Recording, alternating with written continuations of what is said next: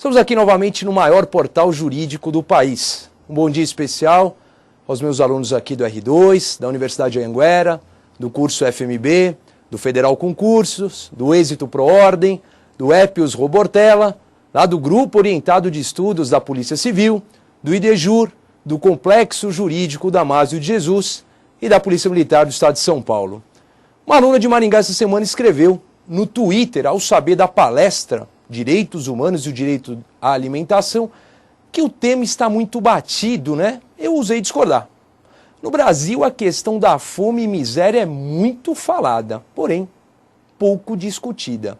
Josué de Castro, uma referência na área de direito à alimentação, foi presidente da FAO, nós vamos ver, um médico, ele já tinha afirmado que há 1000 publicações sobre guerra por um escrito sobre a fome. Porém, os estragos produzidos pela fome são maiores do que a guerra e as epidemias juntas, pois constitui a causa mais efetiva das guerras. Numa outra frase da professora Cecília Sardenberg, ela afirmou que a fome é uma mulher cheia de dentes e que pode bater a porta na calada da noite para tomar conta do indivíduo, comer-lhe as carnes, impedindo-o de andar e fugir. Enfim, sabemos da gravidade dos fatos, mas nem sempre da dimensão. Então hoje eu vou tentar comentar com vocês sobre a alteração constitucional do artigo 6º da Constituição Federal, uma relação entre pobreza e direitos humanos, a evolução histórica sobre o direito à alimentação internacional no Brasil, os programas que foram implementados aqui no país desde a década de 40, a questão da fome no Brasil e no mundo, com destaque à ONU e o seu órgão que cuida de alimentação e agricultura, a FAO. Os Objetivos de Desenvolvimento do Milênio, que foram criados em 2000. Uma visão geral da fome e da desnutrição no Brasil, a questão da distribuição de terras e de grãos no Brasil e, fechando, a ideia do direito à alimentação no Poder Judiciário. Ao término da palestra, haverá um intervalo, espaço para as perguntas serão enviadas para cá e aí o grupo de apoio faz a seleção. Para aqueles que não tiverem a sua pergunta efetivamente respondida, eu lembro a todos que o alcance da palestra é nacional. No nosso último encontro aqui em fevereiro, quando do Direitos Humanos e a Liberdade Religiosa, tivemos quase 6.000 logins no Brasil. Então o que acontece? Todo mundo mandou pergunta, deu uma congestionada, então para isso você manda a pergunta para cá. Eu deixo também aqui à disposição de vocês 2 canais. O primeiro, o meu e-mail, professor.frederico@uol.com.br. E ainda notícias sobre direitos humanos e outras coisas que rolam no mundo social do Twitter, tá lá. Se você me achar, @FredericoAfonso é o meu Twitter. Então vamos começar com a ideia de alteração constitucional. No dia 4 de fevereiro de 2010, nossa Constituição Federal teve seu texto alterado pela 70ª vez em quase 22 anos. Hoje, né, a gente já está na emenda 67. Você vai falar, como assim 70ª a 67? Nós tivemos 6 emendas de revisão. E então, no início de fevereiro de 2010, a emenda constitucional número 64, objeto inicial do nosso bate-papo aqui, alterou o artigo 6º da Constituição para introduzir a alimentação como mais um direito social. Você pode pensar, então até fevereiro de 2010 não tinha direito à alimentação. Tinha de uma outra forma e é isso que eu vou tentar explicar para vocês o que muda e que não muda. A gente tem que lembrar que os direitos humanos nascem quando devem e podem nascer. E não nascem todos de uma vez, e nem de uma vez por todas. Porém, a garantia do direito humano à alimentação adequada e saudável nasce com ele. E está expressa em vários tratados internacionais como de direito fundamental, como o direito fundamental de toda pessoa de estar livre da fome. As normas de cunho social são comuns nas constituições dos países ocidentais, principalmente após a Segunda Guerra Mundial. No nosso Brasil, a nossa Constituição, o grande destaque está lá, o artigo 6º, este que foi alterado no início de fevereiro de 2010. E quando a gente fala em direito social, a questão é, esses direitos, essas normas, São normas meramente programáticas? São normas dispositivas? São meras promessas políticas? Ou podemos ter a esperança que sejam normas com eficácia plena? A administração pública, de um modo geral, é encarregada direta para a realização dos direitos sociais. E sendo assim, qual seria o papel do Poder Judiciário? O Poder Judiciário teria a legitimidade para exercer o controle destes atos? Seria através, por exemplo, do mandado de injunção? Eu entendo que o Poder Judiciário pode exercer um controle amplo, principalmente nas omissões administrativas, que são os piores casos. A inclusão do direito à alimentação no rol dos direitos sociais pode, na prática, modificar a garantia do acesso à alimentação. A alimentação é uma das condições para que o ser humano possa viver. E o direito à vida já vem assegurado no início do artigo 5º, no caput do artigo 5º da Constituição Federal. Desta forma, com a ampliação no rol dos direitos sociais, surgiu então aí, no início de fevereiro de 2010, uma esperança de melhores condições de vida, pois o Estado, a meu ver, será obrigado a partir de agora, de fevereiro de 2010, a assegurar a todos, não somente o direito à alimentação, mas sim uma alimentação com qualidade.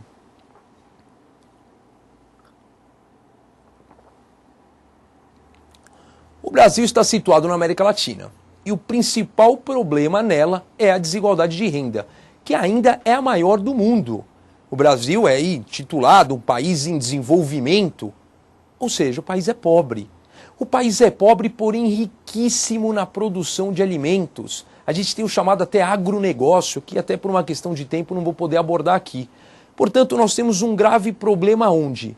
Na distribuição dos alimentos e não na produção dos alimentos. Segundo o IBGE, no Estudo de Segurança Alimentar de 2009, pelo menos 11,2 milhões de brasileiros passavam fome ou estavam sob o risco iminente de não poder comer por falta de dinheiro.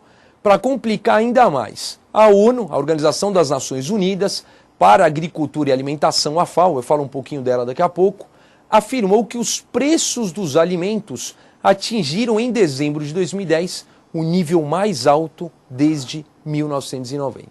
A questão ela é tormentosa. 1º de janeiro de 2011, a presidente Dilma Rousseff, ao assumir o seu cargo, afirmou: "Não vou descansar enquanto houver brasileiros sem alimentos à mesa." Fazemos parte de uma estatística dramática. Segundo a FAO, pela primeira vez, mais de 1 bilhão de pessoas no mundo passaram fome até o fim do ano de 2009. E 1 em cada 6 pessoas passa fome no mundo. O direito à alimentação é algo inerente ao ser humano. Pouco importa onde esteja previsto, assegurado esse direito. É um direito natural. Em decorrência do maior bem da humanidade ser a própria vida, sem o alimento, o ser humano não tem saúde. Sem o alimento, o ser humano padece. Segundo, lembrar aqui, até lembrei disso por uma coluna que foi publicada essa semana no jornal Estado de São Paulo.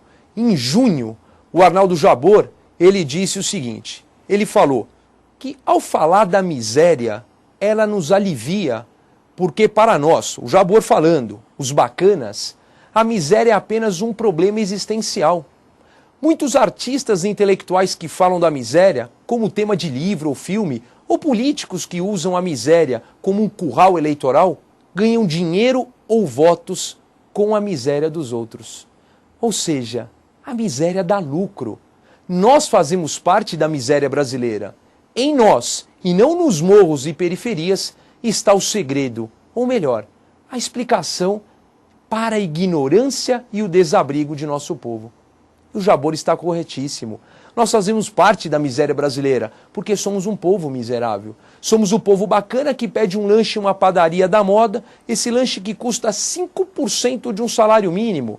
Aquele salário mínimo mesmo, alvo de tantas discussões recentes, e que deve alcançar aí as suas necessidades vitais básicas e as de sua família, com moradia, alimentação, educação, saúde, lazer, vestuário, higiene, transporte e outras coisas. Está lá no artigo 7º, inciso 4 da Constituição. Esse mesmo lanche, que sobra lá metade no prato, e o garçom diz: quer levar para a viagem? Quer levar para alguém que necessite? Você, às vezes, fala, não, não quero levar. Quer levar para alguém que necessite? Aí você leva e na porta da padaria, na porta da lanchonete, o destinatário da encomenda está esperando. A fome e a miséria rondam a nossa porta. E olha que coincidência. Tinha separado esse texto em junho. Agora, terça-feira, no dia 5 de abril, o Jabor, também escrevendo na coluna do Estadão, entre a piedade e o medo, eu dei destaque aqui a 2 parágrafos. A riqueza não olha a miséria, mas a miséria olha a riqueza. Não olho para não sentir culpa ou para não ferir meu universo estético, em que a miséria é um fator desarmônico. A miséria não é plástica. A miséria nos lembra que a desgraça existe e, portanto, a morte também. Mas a miséria armada nos faz esquecer a miséria indefesa. Com a onda de violência, estamos perdendo a compaixão pelos pobres. E como ninguém sabe resolver o drama da miséria, criamos um vago rancor contra ela, um certo tédio, porque ela não some. Ela teima em reaparecer. E o Jabor conclui: a miséria não está nas periferias e favelas. Ela está no centro da vida brasileira. Somos uns miseráveis cercados de miseráveis por todos os lados. O Jabor está certo. Na oração do Senhor, também conhecida entre nós aí como o Pai Nosso, talvez a oração mais conhecida do cristianismo, há a expressão: o pão nosso de cada dia dá-nos hoje, ou pão diário, pois o pão era o alimento mais importante para a sobrevivência. E hoje? Onde está o pão? A emenda constitucional 64 é oriunda de uma proposta de emenda à Constituição de autoria do senador Antônio Carlos Valadares.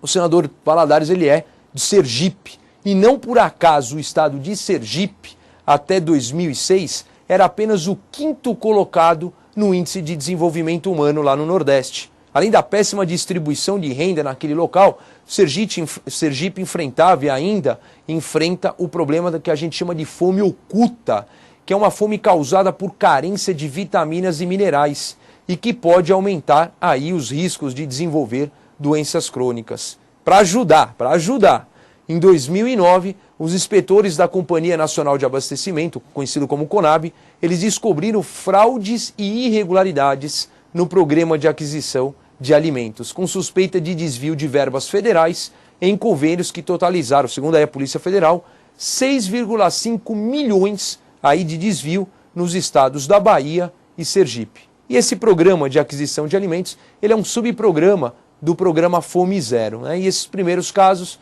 foram detectados em municípios do interior sergipano, e a Polícia Federal e o Ministério Público Federal já estão investigando. Ou seja, a desgraça já é grande, mas não há limites, né, para o desvio, para a corrupção. Então, para ajudar ainda o cara que já está na miséria, na insegurança alimentar, o pessoal ainda vem e desvia milhões e milhões de dinheiros. Então, já que eu voltei aí na origem da emenda constitucional, vou falar um pouquinho da história governamental brasileira sobre o tema. O governo brasileiro, ele inicia sobre o tema alimentação apenas na década de 40, com então Serviço de Alimentação e Previdência Social, também com o Serviço Técnico de Alimentação e com a criação da Comissão Nacional de Alimentação.